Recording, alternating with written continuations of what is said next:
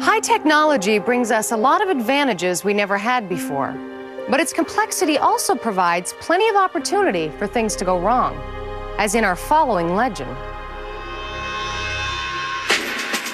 This high-tech tale takes place on a typical afternoon on a typical stretch of road. A highway patrolman sits in his car doing what he likes best, catching speeders. He aims his radar gun and settles in for a pleasant afternoon shift.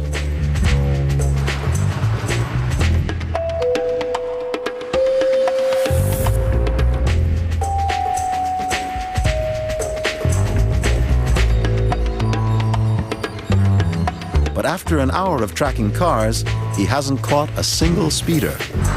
Drivers are spotting him and slowing down before he gets a reading on his radar gun. So he aims the gun slightly higher, towards the horizon, to pick up speeders as they crest over a hill. But when the next car appears, the gun registers an astonishing 322 miles an hour. Obviously, something's wrong. But what? The gun seems in good working order, yet he clocks every oncoming car at over 300. What is going on? Meanwhile, thousands of feet overhead, a military plane is out on maneuvers. For the pilot, it's a routine flight. Until an alarm goes off. His air-to-ground missiles have been automatically activated. They're locked on target and will fire in 60 seconds unless he acts to disarm them. He calls his command base for confirmation of a hostile bogey. But the guys at Air Traffic Control don't know what he's talking about. Back on the ground, the highway patrolman clocks a tall tree at over 300 miles an hour. No doubt about it, his gun is malfunctioning, and he calls headquarters to report the problem. Up in the cockpit, the pilot receives word from the tower. Do not fire the missile. His system was inadvertently triggered by a low-intensity radar beam. Probably a police radar gun. The pilot aborts the missile launch with only seconds to spare.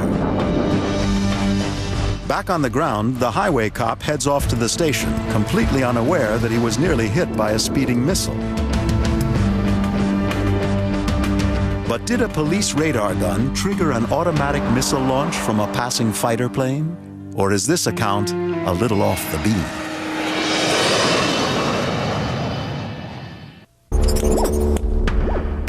This story involves one of the most common concerns found in urban legends. The fear that mindless mechanisms are getting out of control and endangering our lives, all without us even knowing about it. It's a fear dramatized by films like Dr. Strangelove.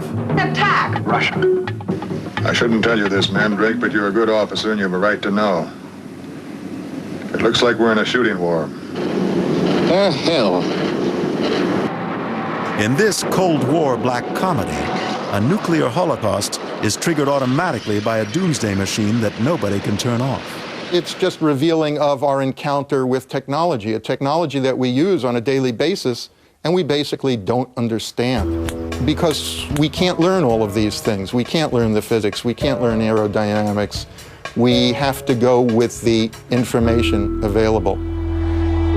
Which means, to get to the bottom of the legend, we need some idea of how police radar actually works. The way radar works is the antenna sends out a radio signal, and it bounces or hits off something and comes back, and the radar detects the frequency change from what it sent out to what it returned at. And that, in turn, will put a display up and a speed. This frequency change is called the Doppler effect, and it's used to track the movement of everything from commercial aircraft to tropical storm systems to a motorist with a lead foot.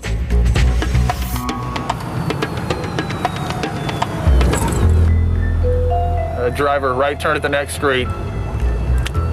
Hi. You turn your radio down for me, please? Sure. Stopped you for your speed. You're going 70 miles an hour. Speed limit's 45. Clearly, all this works well when you're clocking an SUV. Question is, could a police radar beacon actually make contact with an approaching aircraft? As far as an officer pointing the handheld radar at a plane and messing it up or activating something that it shouldn't, I'm sure if the plane was low enough and he aimed it at it, it would reach it. And this makes the legend possible.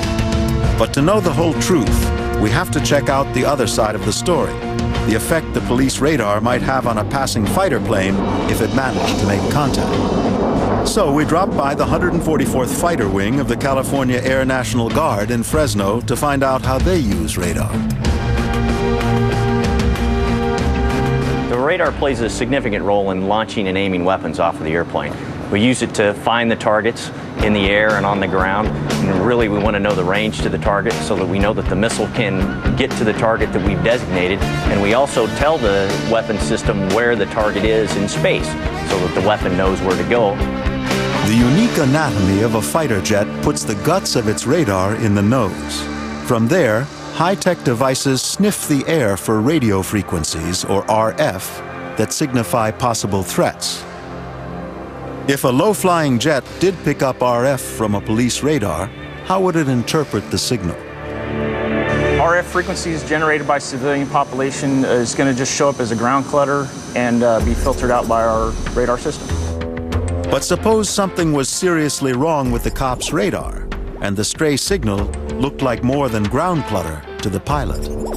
It's a contingency for which pilots are extensively trained, because once they're airborne, they've got a lot of sky to keep an eye on, and they do it with a daunting array of displays and sensors. This is where the radar data from the radar in the nose of the airplane is displayed to me in the cockpit. So I'll get targets that will appear, and then that data about the target will be displayed to me on my radar and also up here in my HUD. This keypad right here is called the upfront control. This is how I interface with the weapon systems in the airplane. The radios, the radar, the navigational system, and other weapons that are on the airplane. All very impressive. In fact, it's so impressive that it's easy to believe such a system could automatically launch a missile against a perceived enemy. But is this what in fact would happen? We're not going to go out and shoot any missile off of our airplane unless we're authorized to do it by a national command authority. And that has to come down through the President of the United States, Secretary of Defense, the Commander of North American Air Defense Command. Someone has to consciously make a decision for the weapon to leave the airplane. Nothing happens automatically when it comes time to shooting weapons from any airplane. Furthermore, compared to the kinds of radar tracked by the military, traffic radar devices are orders of magnitude weaker, more like garage door openers and cellular phones. And nobody is taking aim at them. So even if the story's repeated with high frequency, the legend is only a flight of fancy.